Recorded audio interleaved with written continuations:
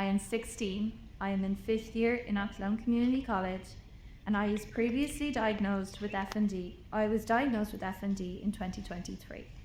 I had previously been diagnosed in 2019 when I was 10, after a period of seizures by a neurologist in Temple Street. I was referred to CAMS, I was seen twice, and my mum was seen once, where they told us that they felt it wasn't FND, but simply caused by stress. I suffer from chronic pain, non-epileptic seizures, tremors, severe fatigue, dizziness, sensory issues, and dissociative episodes. This means I cannot do stairs as my brain cannot process the change in altitude, and I can lose movement in my limbs, so I have to use a wheelchair at night after seizures. I was 30 when I was diagnosed with FND. I was suffering with severe headaches and dizziness.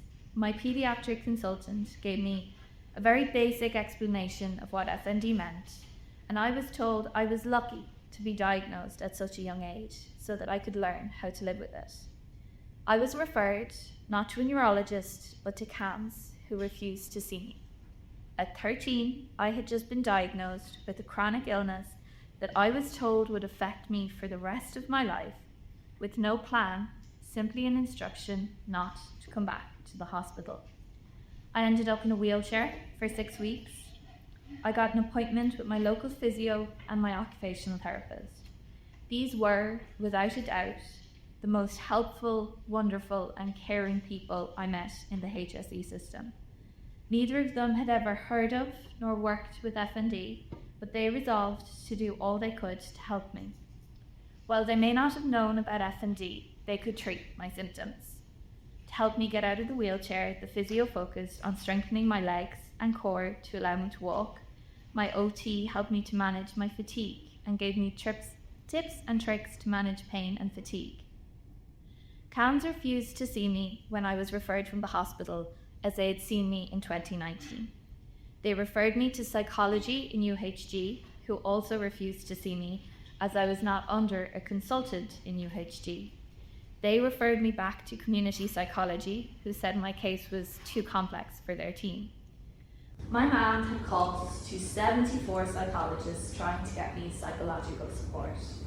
Eventually, she found a psychotherapist privately who would see me in Galway. I later began to see a psychologist, also privately, all before I was offered a single appointment with any HSE psychologist. I, like many with FND, have had some very negative experiences with HSE doctors. In 2024, I was in Hertford and I got a very bad flare. After Easter, I began having drop seizures where I had no notice before I would collapse and have a seizure. At one point, I was having up on 40 a day. I missed my home economics practical exam, the resitting of my practical exam, and I didn't get into school until the day of my junior cert. I managed to sit all of my exams, and to be fair, I did quite well. That summer, my GP sent me to Portiunca Hospital to be observed because he was concerned about the length, severity, and numerosity of the seizures, and the fact that I was losing my sight and the ability to move my limbs. I was having between 10 and 15 seizures a day at the time, which were lasting much longer than those I had experienced before. In A&E, I was evaluated by a psychiatrist who arrived back after I'd had multiple seizures to joyfully announce that I was not depressed. When we asked our pillows to line the sides of the trolley so I wouldn't whack myself off the bars too hard, they said no and put a heart monitor on. I was discharged the next day with an appointment later that week to meet the consultant. Over 2 appointments, this consultant proceeded to suggest my FND symptoms could in fact be caused by anxiety or my weight. Bearing in mind that I already had a diagnosis of functional neurological disorder for over a year. In the second appointment, we wrote a letter from my psychologist detailing the fact that I had no mental health concerns, and a letter from my year head detailing how my symptoms were affecting my education. After reading these letters, he maintained that he believed my seizures were actually panic attacks. But even if they were functional seizures, I should call them abnormal movements.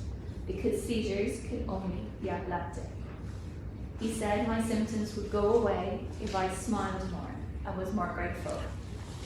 Not only was this deeply disrespectful, it damaged my trust in doctors and our health service, as my symptoms were not believed, downplayed and invalidated simply because I am FMD.